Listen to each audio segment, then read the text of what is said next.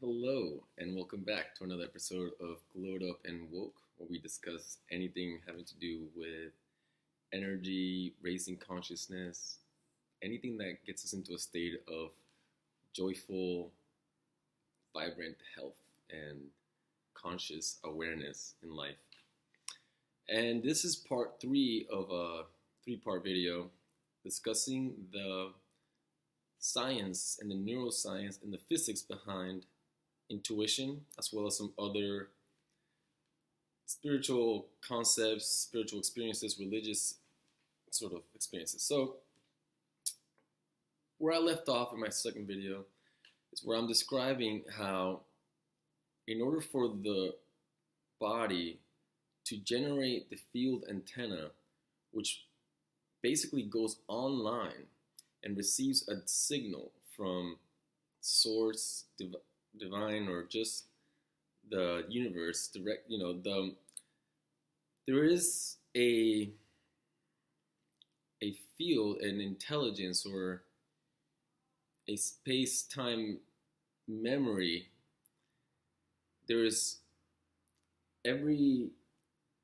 according to Rupert Sheldrake's morphogenetic field theory, and according to a lot of work done with Schumann resonance and other things like that, we know that there is some sort of force or intelligence which sort of orchestrates and is constantly directing the behavior of animals in nature, for example, molecules in space, and all the things that make up our psychology, our biology, and all that.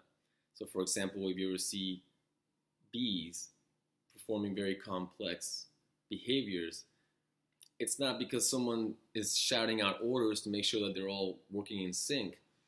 They're actually able to do very, very complex behaviors that we don't really understand without some sort of guiding, directing force, which, especially in the case of bees and other insects, it makes a lot of sense since they actually have antennas, which are visible, and are able to receive this guidance or direction from morphic fields, or what can sometimes it's called a hive mind. But there's that same thing operating on different scales happens with the planets. For example, everything is always sort of directed and kept in sync, in harmony with each other, and it works through electromagnetism and wavelengths, frequency, phase interfaces. Those are the parameters and the language of creation and how everything keeps itself in order and in its right place. So, in order to access that, which is the guiding force which keeps all of nature in harmony, we need to be able to go online, basically, with our body brain antenna, which is also a quantum computer according to the Orc-Or theory of consciousness. So if you're not familiar with morphogenetic field theory, Orc-Or theory of consciousness, and you really want to get to the science of what I'm talking about, you might have to go back and check out those videos which I have made previously. Basically, now we can get into how come artists or people who are very inspired, people who very intuitive, people, musical artists, for example, we all have this similar experience of getting out of our own way. It's as if we're tuning into something and we're like riding this surf of creativity. We're able to create and get into a flow state, which is where anything like jamming and musically, like getting into an improv where you don't know exactly what you're gonna do. You're just kind of going with the flow of it. Or if you're painting and you're just allowing the brush to move your hand. If you're singing, you're tuned in and then you're broadcasting. So there's this capacity to tune in, which most of us experience at some point or another. And then it kind of gets turned off if we start thinking about it, or we start trying to figure it out, or we try to control it.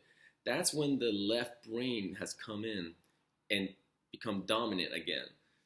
In the left brain dominant state, which is like a very sympathetic nervous system state, fight or flight sort of state, you're not able to really be in the present moment when you have that left brain dominance. And if you're not in the present moment, then you're not accessing the internet, or the what I call the quantum wide web of information. Um, and that's really where it comes. It comes from it, the real, ultimately, the antenna, the receiver. It's coming from the heart, but it's the brain hemispheres that modulate the field, and like the way the tuning and the way that we're connecting online and what we're tuning into. It has a lot to do with our feelings, our moods, our emotions. These all sort of attract specific kinds of frequencies and energies. It's very much like a radio receiver. You know, you can change the channels, you can tune to it. If you have positive thoughts and you know, consciously get yourself to smile in the morning and be grateful. This is one of the reasons that this is such a common practice across all spiritual traditions, is to express gratitude, because that automatically is putting you in alignment or tuning into the channel which generates more of the things that you're grateful for, because there's a magnetism that comes with appreciation and love and gratitude. And those things may seem very new agey, but they actually have a specific frequency and a specific wavelength which matches the harmonics of creation in a way which negative thinking, complaining, blaming, these things don't.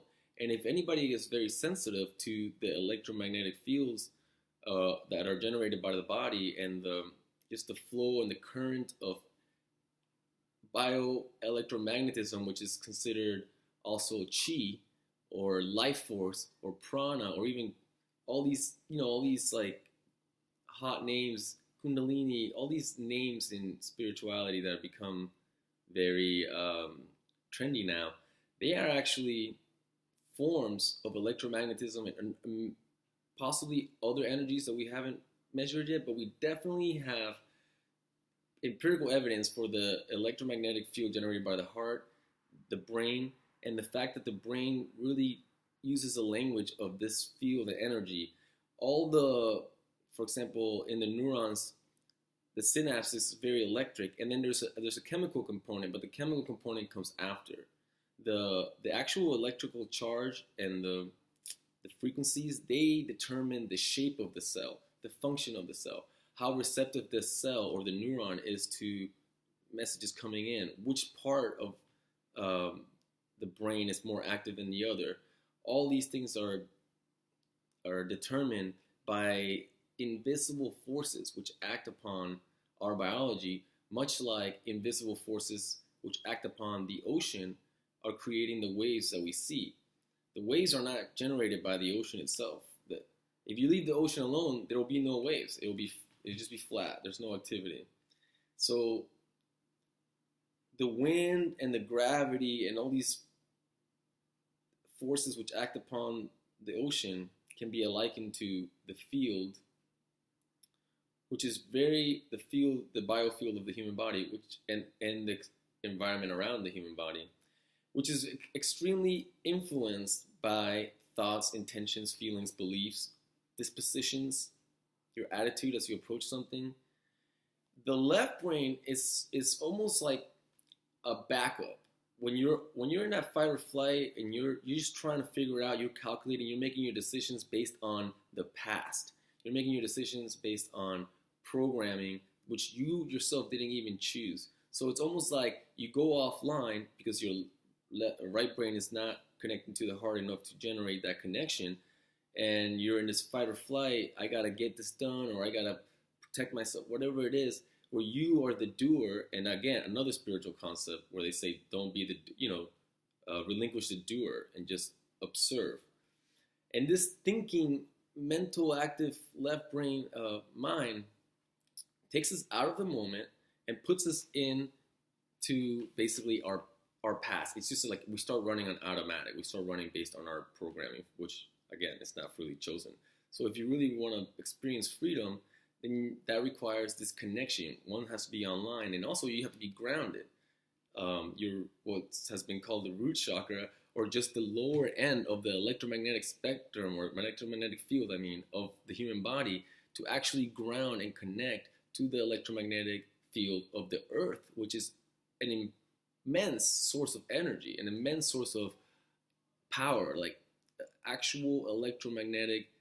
It's a generator. It's constantly generating and pumping out, high amplitude waves of electromagnetism, which support and strengthen our biology, our cells, our neurons, our tissue, our organs, and not only strengthen it, but it gives it the information, the rhythm, the pulse. It keeps everything sort of in sync, because it's really like music. It's very much like music, because we're talking about electromagnetism and wavelengths, that's the difference between a C note and a D note. It's just the size of the wavelength, the rate of the frequency of the sound changes the pitch that we hear. So when everything is in harmony within all the frequencies, and we're like a nice symphony is going on in our overall system, everything is playing nicely with one another. Everybody's taking their turn. Everybody's logging on online with your antenna. It's like acknowledging the divine orchestrator or the cosmic maestro who's going like this, and he's letting you know when to play your violin, when to bring in the flutes, when to bring in the other brass instruments, rather than just being like, oh, I have violin, I'm just going to rip a solo right now because I can, or because I think I'm supposed to. No, just listen, pay attention by listening, not by thinking or trying to figure out, and tune in, go online, tune into, and observe the conductor, and, wait for your cue, and everything will flow smoothly that way in life. And again, another spiritual concept that there's this guiding force, and if we will only surrender to it, I know in the Bible it says that one should not worry for what he's going to wear or what you're going to eat the next day. If God feeds the birds, won't he do the same for you?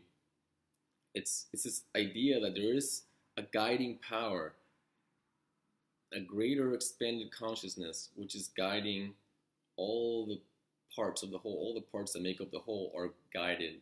So that's another thing, is that we're in this sort of shared system. We're all qubits and bits processing of a greater collective. So when you're in, for example, a place like Miami, you're becoming part of that collective.